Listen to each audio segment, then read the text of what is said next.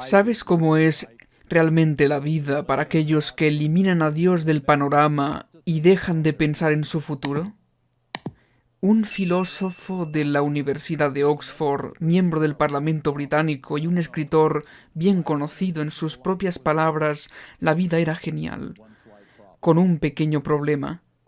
Cito, en medio de todo estaba abrumado, casi literalmente por una sensación de mortalidad. El darme cuenta me golpeó como una grúa de demolición, ya que inevitablemente iba a morir. Muerte, mi muerte, destrucción literal. Era totalmente inevitable, y lo había sido desde mi concepción. Nada que pudiera hacer ahora o en cualquier otro momento haría alguna diferencia, ni nunca podría hacerlo en otro momento de mi vida. A los ojos de la eternidad, la vida humana es apenas un parpadeo. La muerte estará sobre nosotros antes de darnos cuenta, y una vez muertos será para siempre. ¿De qué sirven las cosas que haya hecho cuando haya caído en la nada completa por el resto de la eternidad? ¿Qué importan las cosas que otros hagan cuando ellos también sean nada por la eternidad? Si el vacío es el destino permanente de todos nosotros, todos los valores y toda cosa significante son simples pretensiones, con el propósito de continuar nuestro pequeño juego humano, como niños disfrazados. Escribió muy elocuentemente sobre su lucha contra la falta de sentido, el darse cuenta de que no importa lo que haya hecho o hiciera, no significa nada cuando caes en la nada por la eternidad. Si se casó o no, si tenía libros para vender, si fue miembro del Parlamento, ¿qué importa? ¿Cuál es la diferencia? Dijo que no habría diferencia cuando muera. Y no habría diferencia si nunca hubiera nacido. Y que en cualquier caso ser eternamente lo que hubiera sido si nunca hubiera nacido. No había razón en nada de eso, no tenía sentido en nada de eso, y que al final todo fue nada. Escribió un libro llamado Confesiones de un filósofo, y escribió después todos estos años de buscar y pensar, estoy tan desconcertado ahora por las grandes cuestiones metafísicas de mi existencia como cuando era un niño. De hecho, más, porque mi entendimiento de las profundidades y dificultades de esas preguntas son ahora mayores. Muchos tratan de ignorar esta realidad al no pensar en ello solo pasando por la vida, pero sin Dios, esa es la única realidad que existe. A menos que puedas responder al problema de la muerte, no puedes responder al problema de la vida. La muerte es el gran neutralizador, el destructor. Clifford Goldstein escribió un artículo en la revista Adventista el año pasado. Frente a estudiantes de una universidad secular de California, hablé de la existencia de Dios. Dije que cuando tenía la edad de la mayoría de ustedes y sin creer en Dios, a veces cuando algo me hacía pensar que tal vez Dios sí existe, siempre sacaba la idea de mi cabeza. ¿Por qué? Porque algo me decía que si Dios existe, entonces, considerando cómo vivía, estaba en serios problemas. Dice, el estado de ánimo cambió instantáneamente. Docenas de conciencias en sincronía rechinaban los dientes. Era casi como si la temperatura en la habitación se elevara debido a la fricción de esos rostros repentinamente incomodados. ¿Sabes? Incluso aquellos que no quieren pensar en eso, de vez en cuando la conciencia surge y nos vemos obligados a pensar incluso por un momento. Un ateo dijo esto: quiero que el ateísmo sea verdad, y me complica el hecho de que algunas de las personas más inteligentes e informadas que conozco son creyentes. No es solo que no creo en Dios, naturalmente espero tener razón en lo que creo, es que espero que no exista Dios. No quiero que haya un Dios, no quiero que el universo sea así. Creo que es una admisión increíblemente honesta, porque si Dios existe, eso viene con implicaciones morales. Si Dios existe, entonces hay un poder moral trascendente que tendremos que enfrentar. Y la mayoría de la gente siente que no están listos para lidiar con eso. La verdadera razón por la que ha llegado a ser tan popular en nuestro mundo la evolución es porque ofrece un escape temporal de una conciencia incomodada. Y Pablo escribió sobre esas personas. Está en el libro de los Romanos. Si estás escuchando esto en casa y quieres revisar tu Biblia y seguirla, te recomiendo que lo hagas. Romanos 1:20 al 22. Porque las cosas invisibles de Él se hacen claramente visibles desde la creación del mundo, siendo entendidas por medio de las cosas hechas, de modo que no tienen excusa. Pues habiendo conocido a Dios, no le glorificaron como a Dios, ni le dieron gracias, sino que se envanecieron en sus razonamientos, y su necio corazón fue entenebrecido. Profesando ser sabios, se hicieron necios. Entonces, ¿estás agradecido hoy? ¿Estás agradecido de no tener que escribir o decir lo que acabo de leer? ¿Estás agradecido de que tengamos una solución lógica y razonable a la aparente falta de sentido de la vida? Y esa respuesta también está en el libro de Romanos, en Romanos capítulo 8, versículos 1 y 2. Ahora pues, ninguna condenación hay para los que están en Cristo Jesús, los que no andan conforme a la carne, sino conforme al Espíritu, porque la ley del Espíritu de vida en Cristo Jesús me ha librado de la ley del pecado y de la muerte. La respuesta es: estoy cubierto por la justicia de Cristo.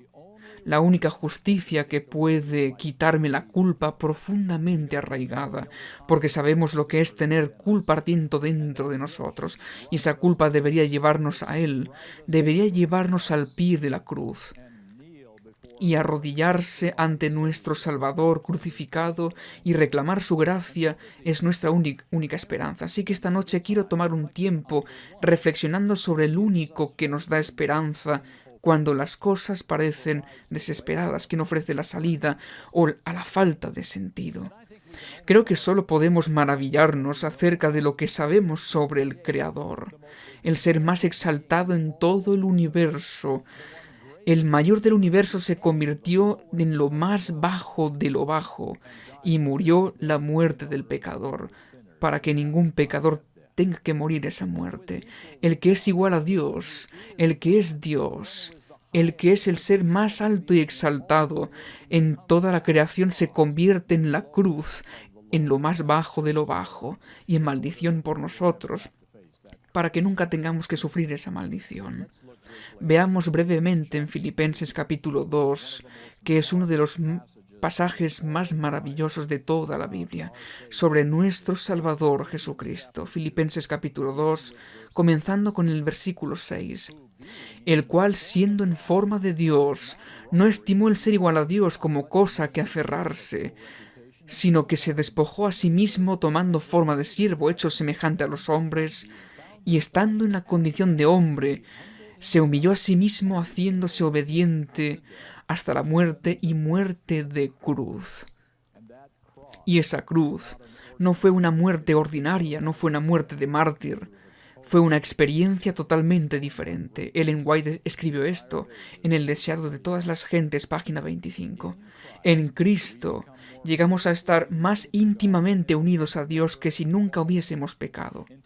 Al tomar nuestra naturaleza, el Salvador se vinculó con la humanidad por un vínculo que nunca se ha de romper. A través de las edades eternas queda ligado con nosotros. Dios había adoptado la naturaleza humana en la persona de su Hijo y la llevó al más alto cielo, y es el Hijo del Hombre quien comparte el trono del universo. Cristo no solo llevó nuestra humanidad, sino que mantendrá esa humanidad para siempre. La humanidad y Cristo compartirán el trono de Dios por toda la eternidad. Numerosas veces, mientras estuvo aquí, se refirió a sí mismo como el Hijo de Hombre, de nuevo vinculándose con los lazos con la familia humana, ¿sabes? Él tuvo que volverse humano, tuvo que llevar sobre él nuestra humanidad para ser nuestro sustituto y ejemplo. Un texto que quiero leer ahora está en el libro de Hebreos, Hebreos capítulo 2, describiendo a quién tomó nuestro lugar. Hebreos capítulo 2, comenzando por el versículo 14 hasta el versículo 18. Así que, por cuanto los hijos participaron de carne y sangre, él también participó de lo mismo. Pablo está argumentando aquí, él también participó de lo mismo, para destruir por medio de la muerte al que tenía el imperio de la muerte, esto es al diablo, y librar a todos los que por el temor de la muerte estaban durante toda la vida sujetos a servidumbre, porque ciertamente no socorrió a los ángeles, sino que socorrió a la descendencia de Abraham, por lo cual debía ser en todo semejante a sus hermanos, para venir a ser misericordioso y fiel sumo sacerdote en lo que a Dios se refiere, para expiar los pecados del pueblo, pues en cuanto él mismo padeció siendo tentado, es poderoso para socorrer a los que son tentados. Jesús no solo asumió la naturaleza humana, necesitaba esa naturaleza para ser un sumo sacerdote misericordioso y fiel en el cielo. La humanidad de Cristo es el lazo por el que se ha conectado con la familia humana, que durará mucho más de lo que durará esta tierra. Y ese vínculo es crucial para su trabajo. Como nuestro sumo sacerdote en el santuario, un texto más. Primera de Timoteo capítulo 2, versículo 5. Porque hay un solo Dios y un solo mediador entre Dios y los hombres, Jesucristo, hombre. Nota que la redacción es muy específica, Jesucristo, hombre. Por supuesto, Jesús es divino, pero conserva la humanidad que asumió cuando nació en este mundo. Y la humanidad nunca lo dejará.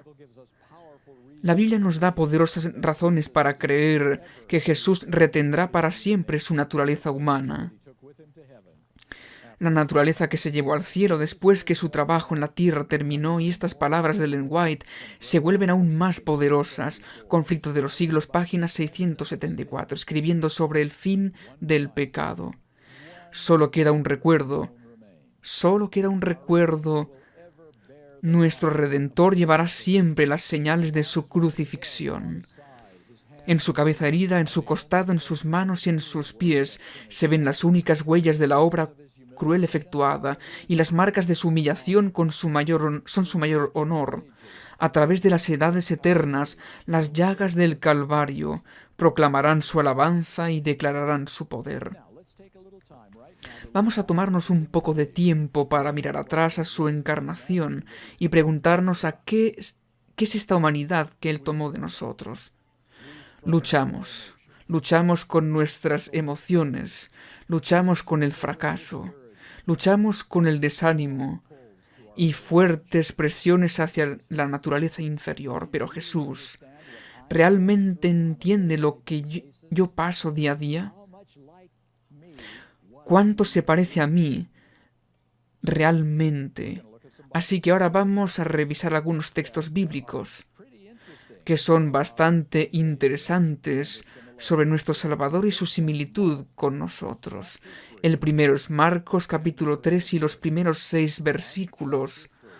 Marcos capítulo 3, comenzando con el versículo 1. Otra vez entró Jesús en la sinagoga y había un hombre, y tenía seca una mano, y le acechaban para ver si en el día de reposo le sanaría a fin de poder acusarle. Entonces dijo al hombre que tenía la mano seca: levántate y ponte en medio. Y les dijo: ¿es lícito en los días de reposo hacer bien o hacer mal, salvar la vida o quitarla? Pero ellos callaban. Entonces, mirándolos alrededor con enojo, entristecido por la dureza de sus corazones, dijo al hombre: extiende tu mano. Y él la extendió, y la mano le fue restaurada sana. Y salidos los fariseos tomaron consejo con los herodianos contra él para destruirle. Ahora seamos muy claros. Esto no es una rabieta. Cuando los mira con enojo, esto es el enojo legítimo, ya que el nombre de su padre está siendo deshonrado, y su dolor por su ceguera deliberada y su odio asesino. Probemos con otro. Estos son solo algunas páginas atrás. Mateo 26, 37 y 38. Esto es en el Getsemaní.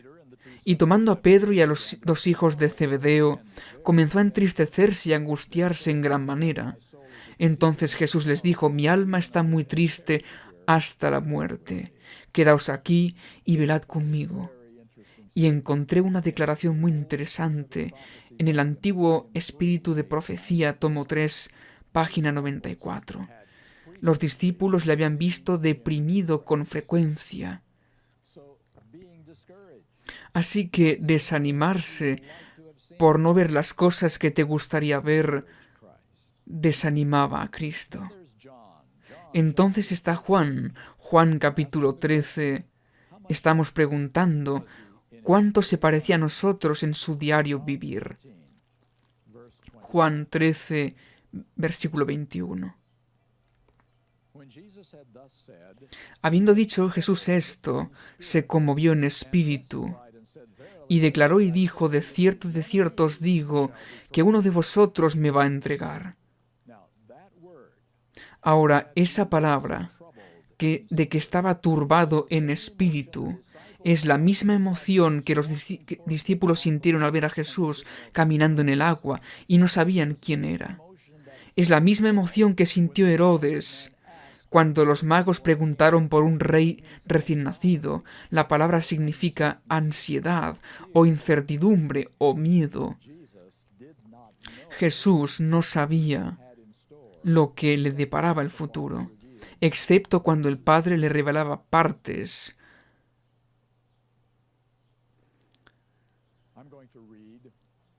Voy a leer frases cortas de los escritos de Elena de White. No los voy a comentar, solo quiero que los escuchen. Él sentía toda la fuerza de la pasión de la humanidad. En Lugares Celestiales, página 155. Bendijo a los niños que poseían pasiones como las suyas. Sense of the Times, 19 de abril de 1896. En su humanidad, el Hijo de Dios luchó con las mismísimas, terribles, aparentemente y abrumadoras tentaciones que asaltan al hombre. Mensajes Selectos, tomo 1, página 95. Él sabe cuán fuertes son las inclinaciones del corazón natural. Testimonios, tomo 5, página 177. Sabe por experiencia lo que es la flaqueza humana y en qué consiste la fuerza de nuestras tentaciones. Ministerio de Curación, página 71. En una carta que le escribió a su sobrino de 18 años, dice: Jesús pasó por las circunstancias por las que usted pasa ahora. Él está relacionado con sus tentaciones. Su mente, como la vuestra, podía ser atormentada y quedar perpleja. Vosotros no tenéis una dificultad que no haya gravitado con el mismo peso sobre él. Sus sentimientos puedan ser heridos por el descuido y la indiferencia de sus amigos profesos, tan fácilmente como los vuestros. Nuestra alta vocación, página 57 a la 59. ¿Suena eso como alguien que experimentó realmente la forma en que vivimos, las incertidumbres y los miedos? Volvamos a Hebreos, capítulo 4, versículos 15 y 16. Porque no tenemos un sumo sacerdote que no pueda compadecerse de nuestras debilidades, sino uno que fue tentado en todo según nuestra semejanza, pero sin pecado. Acerquémonos, pues, confiadamente al trono de la gracia, para alcanzar misericordia y hallar gracia para el oportuno socorro. Ese es el verdadero problema. Nos damos cuenta de cuán completamente humano fue Jesús, lo bien que conoce nuestras luchas, por lo tanto podemos acercarnos con valentía al trono de la gracia porque podemos hablar con Él de cualquier cosa. Él ya lo experimentó y entiende nuestras luchas, sabe por lo que estamos pasando. Ahora, después de 33 años de esta experiencia diaria, Cristo llega al momento más difícil de toda su eterna existencia. Lo leímos en el libro de Mateo. Volvamos allí. Mateo capítulo 26 y el versículo 39.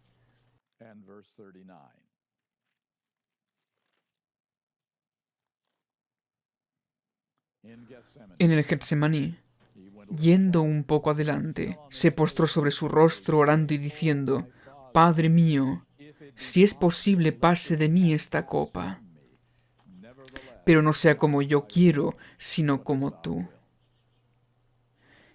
¿Cuál es el significado de esta oración? Que Jesús ora a su Padre Celestial, que ora 3 veces. ¿A qué copa le tiene miedo mortal? ¿Qué está sucediendo aquí? Que es totalmente diferente a cualquier otra cosa que haya experimentado en su vida. En Testimonios, tomo 2, página 214, algunos tienen opiniones limitadas acerca de la expiación.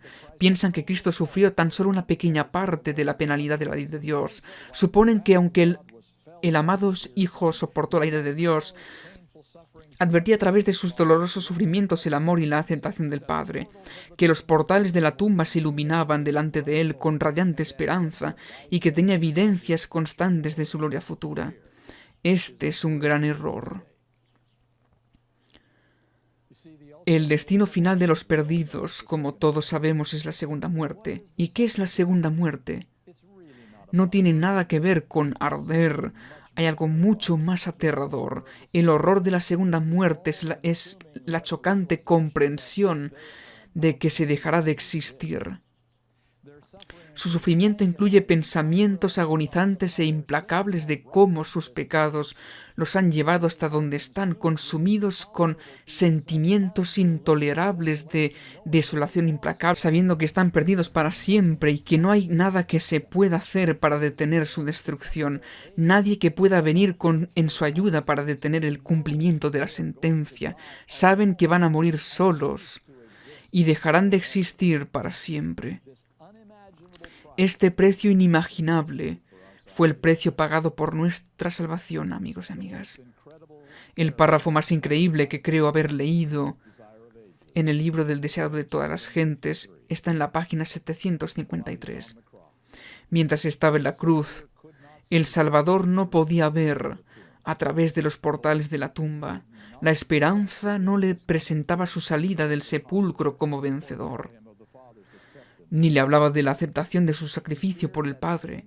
Temía que el pecado fuese tan ofensivo para Dios que su separación resultase eterna. Sintió la angustia que el pecador sentirá cuando la misericordia no interceda más por la raza culpable. Era la ira del Padre sobre él como sustituto del hombre. Fue lo que hizo tan amarga la copa que bebía y quebró el corazón del Hijo de Dios. Al sentir el Salvador que él se retiraría, el semblante divino en esta hora de suprema angustia, atravesó su corazón un pensar que nunca podrá comprender plenamente el hombre. Tan grande fue esa agonía que apenas le dejaba sentir el dolor físico. Ahora esto es muerte por crucifixión, una de las muertes más dolorosas jamás concebidas, y apenas lo sintió. Algo dramático está pasando aquí. Volvamos a Mateo capítulo 27, versículo 46. Cerca de la hora novena, Jesús clamó a gran voz diciendo: Elí, Elí, lama sabactani, esto es: Dios mío, ¿por qué me has desamparado? Comentarios de Ellen White en Signs of the Times, 14 de agosto de 1879. Dudas, palabra clave. Las dudas desgarraron su alma con respecto a su unidad con el Padre. Dudas sobre si estaba totalmente en manos de su Padre, haciendo la voluntad de su Padre. Este es el Hijo de Dios, el Hijo del Hombre, cuestionándose si vería a su Padre otra vez. Su ansiedad, su incertidumbre es real, porque está pasando por la experiencia de la segunda muerte. Está muriendo la segunda muerte en la que toda esperanza se ha ido. Mis hermanos y hermanas, nuestro Salvador eligió la muerte, incluso la muerte eterna sobre la vida sin nosotros. Cristo nos amó lo suficiente para morir para siempre si eso fuera necesario. Esa es la copa que tenía miedo de beber. Hay otro aspecto que no se valora completamente. ¿Dónde estuvo el Padre durante esta experiencia? ¿Qué estaba pasando allí? A partir de Manuscritos Liberados, tomo 12, página 407, en la hora más oscura, cuando Cristo soportaba el mayor sufrimiento que Satanás podía hacerle para torturar a su humanidad, su Padre le ocultó su rostro de amor, consuelo y piedad. En esta prueba su corazón se rompió. Durante esas horas de la tarde, el Padre estaba allí, estaba al lado de su Hijo, pero debido al pacto que había hecho en el pasado eterno, el Padre debía ocultar su presencia de Jesús. Durante su sufrimiento, no le debía tender la mano a Jesús porque la salvación de la raza humana dependía del control del Padre en ese momento. El Padre debía ejercer una moderación divina infinita para controlar su infinito deseo piadoso de extender sus brazos y ayudar a su Hijo moribundo y asustado que sufre. Jesús no debía tener conciencia de la presencia del Padre, ni el lazo eterno de amor que había entre ellos desde la eternidad, porque Jesús estaba muriendo la segunda muerte, la que no tiene esperanza. El amor divino del Padre para ti y para mí contuvo el impulso abrumador del Padre por ayudarlo y sostener a Jesús en sus brazos y asegurarle que estaba con él en ese momento. Pero Dios no podía, no lo haría, porque todos nos hubiéramos perdido. Qué dolor debió soportar el Padre en su corazón, viendo a su amado e inocente Hijo, sintiendo que había sido abandonado y lo dejó solo. Cómo el Padre retuvo su mano divina será el estudio de los redimidos por toda la eternidad. A veces olvidamos que la expiación es el sufrimiento de la divinidad. El Padre, el Hijo y el Espíritu Santo compraban nuestra redención. Ha habido solo una vez en toda la eternidad que hubo una ruptura de la divinidad. Solo una vez el vínculo eterno entre ellos fue cortado.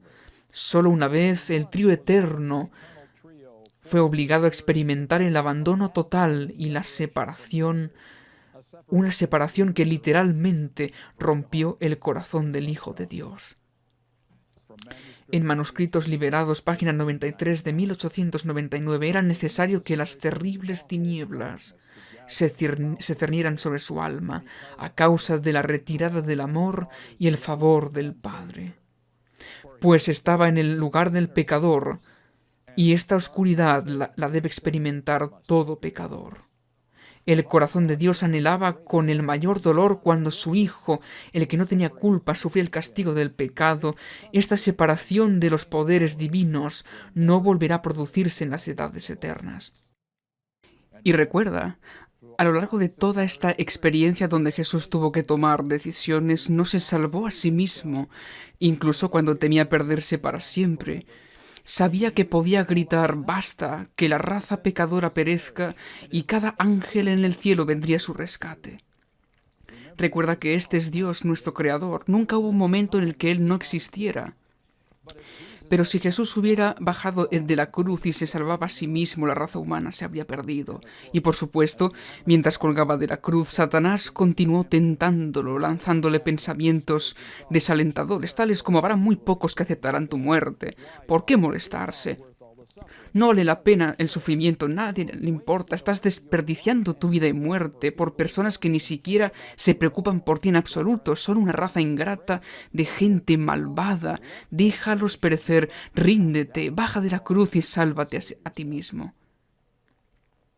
El dolor emocional que el Hijo de Dios soportó al sentir la desaprobación de su Padre por la inmundicia y vergüenza de los pecados del mundo que descansaban sobre sus hombros, de la angustia de un alma en ausencia de misericordia y no poder sentir la presencia de su Padre. Esto es lo que rompió el corazón del Hijo de Dios, literal y completamente. Muy simple. Jesús eligió la muerte sobre la vida sin nosotros. No quería ser Dios si no podíamos estar con Él. Dios eligió no existir para siempre, si eso es lo que haría falta para que nosotros vivamos para siempre. ¿Ves por qué la prueba de la cruz fue la mayor victoria que este universo ha presenciado o alguna vez verá? La muerte de Jesús fue la muerte por fe y su victoria. A lo largo de las horas más oscuras de su existencia en la cruz, Jesús tuvo que confiar en su anterior conocimiento de su relación con su Padre, y eso fue lo que lo sostuvo. Mientras soporto el sentimiento de desaprobación de Dios y separación, estoy tan contento de que el deseado de todas las gentes, página 753, continúa solo 3 páginas después, en la página 756, entre las terribles tinieblas aparentemente abandonado de Dios, Cristo había apurado las últimas heces de la copa de la desgracia humana. En esas terribles horas había confiado en la evidencia que antes recibiera de que era aceptado por su Padre. Conocía el carácter de su Padre, comprendía su justicia, su misericordia y su gran amor. Por la fe, confió en aquel a quien había sido siempre su placer obedecer, y mientras sumiso se confiaba a Dios, desapareció la sensación de haber perdido el favor de su Padre. Por la fe, Cristo venció. Estoy tan contento de que el Padre le permitió tener esa seguridad al final de que había ganado y que la victoria era suya.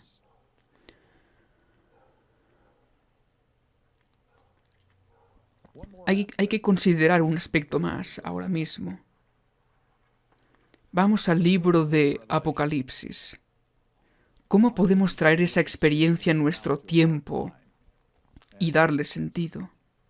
Apocalipsis, capítulo 15.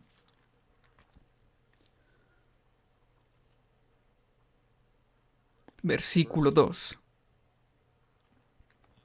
Vi también como un mar de vidrio mezclado con fuego, y a los que habían alcanzado la victoria sobre la bestia y su imagen y su marca, y el número de su nombre en pie sobre el mar de vidrio, con las arpas de Dios, y cantan el cántico de Moisés, siervo de Dios, y el cántico del Cordero. ¿Cuál es esa canción? La canción de Moisés y del Cordero. Bueno, averigüemos qué tiene que ver Moisés aquí. Volvamos al libro de Éxodo y vamos a ver el capítulo 32. Éxodo, capítulo 32.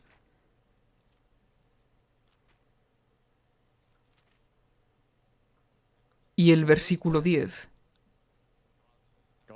Dios dice: ahora pues déjame que se encienda mira en ellos y los consuma, y de ti yo haré una nación grande, es decir, Moisés. Así Dios amenaza con destruir a Israel y empezar de nuevo con Moisés. Hagamos esto bien, hagámoslo mejor.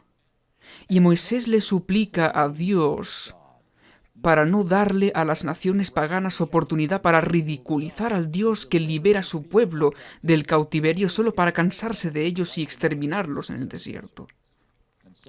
Y el resto de la historia se encuentra en los versos 31 y 32.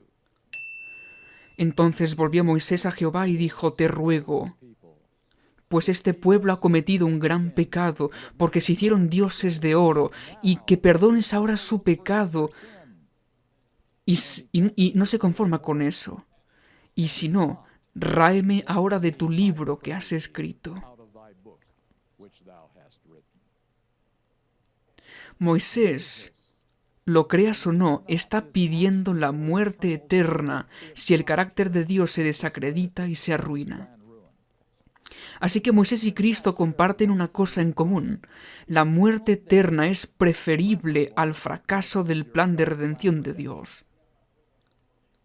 el canto de Moisés y el Cordero para la última generación, el remanente. Lo que es importante para ellos no es su vida eterna, su esperanza del cielo, sino la vindicación del carácter de Dios y el éxito del plan de salvación. ¿Ves cómo esto cambia todo? Y me refiero a todo en nuestra experiencia religiosa. Nuestra razón de ser como adventistas del séptimo día es completar el plan de Dios de la redención para reivindicar su nombre y su carácter, refutando la última acusación de Satanás contra Dios. ¿Y cuál es esa? Que a los pecadores activos con naturalezas caídas no les es posible obedecer a Dios al 100% de las veces. Esa es su última acusación. El Evangelio simplemente no tiene tanto poder. Entonces, nuestra motivación para resistir la tentación y vencer el pecado no es nuestra esperanza para el cielo o nuestro miedo al infierno. No estamos tomando decisiones diarias y preguntándonos lo que está bien o mal, porque nuestro deseo es de ser salvos. Nuestra motivación para ser el remanente y guardar los mandamientos de Dios es la última pieza en el puzzle del plan de redención de Dios. El argumento final en la sala del tribunal, el drama que se ha llevado a cabo durante 6000 años, demostrando finalmente y para siempre que Satanás está mintiendo y su camino no funciona. Nuestras decisiones sobre lo que está bien o lo que está mal, tanto individual como corporativamente como iglesia, no se basan en lo que está permitido por la misericordia de Dios y nuestra dureza de corazón, sino que probará que Dios tiene razón y que Satanás está equivocado. Esto es todo lo que nos importa. Y no preguntaremos qué podemos hacer y aún así ser salvo. Nuestro único anhelo será siempre reivindicar el nombre de Dios. Abandonaremos para siempre la búsqueda de lo mínimo necesario para ser salvo. Ahora queremos saber y hacer lo que honra a Dios. Eso es todo lo que importa. Después del cierre de la gracia pasaremos por miedo y ansiedad, pero no será miedo a que nos perdamos. Temeremos estar tergiversando a Dios de alguna manera. Ese es el miedo que tendremos como lo tuvo Jesús. Cuando llegamos al punto, mis amigos, que preferiríamos ser borrados del libro de la vida y entrar en la eterna inexistencia que empañar el nombre de Dios de alguna manera, entonces aprenderemos la canción de Moisés y del Cordero. Una canción que ninguna otra generación se le ha pedido que aprenda, y ninguna otra generación la aprenderá jamás. El canto de los 144.000 que siguen al Cordero exclusivamente, sin más incursiones a la tierra de Satanás, ya sea sabiendas o lo creas o no, sin saberlo. Y por eso mi única esperanza y deseo ferviente es que esta generación aquí y ahora, aprenderá esa canción, ese himno, y contemplará el puzzle de la salvación de Dios, sin más cabos sueltos o piezas que no encajan. Eso es lo que el adventismo fue llamado a ser y hacer. Dios ha salvado a la gente a lo largo de los siglos. Él no nos necesita para hacer ese trabajo, un poco más. Este es un mensaje diferente, un llamado diferente y un pueblo diferente, que terminará el puzzle de la salvación por toda la eternidad. Y aún nuestro trabajo no está hecho, porque una vez que hemos caminado con Dios sobre el mar de vidrio, seremos enviados a otra misión. Iremos a todos los mundos no caídos y a contarles nuestra historia. En el peor caso de todas las posibles situaciones, Dios proporcionó inimaginable ayuda y poder y fuerza. Y ahora el universo está seguro por el resto de la eternidad, debido a esta demostración final. Eso es el adventismo, amigos. Eso es lo que el adventismo siempre ha sido y siempre será. Oremos.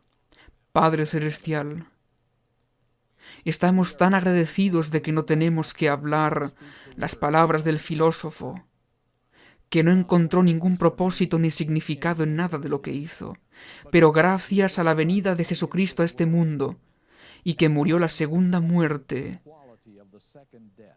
la lucha por la separación, porque estaba dispuesto a hacer todo lo necesario para reivindicar el nombre de su Padre, que tenemos la oportunidad de hacer lo mismo, que tendremos esta oportunidad, y lo único que importa es completar el puzzle. Gracias, Señor, por tus promesas, por tu misericordia, por tu gracia, y por permitir que esto suceda por el libre albedrío, para que en el universo pueda ver que nada ha sido coaccionado o predeterminado. Gracias, Señor, alabamos tu nombre, esperamos verte pronto en un lugar mejor. En el nombre de Jesús oramos. Amén.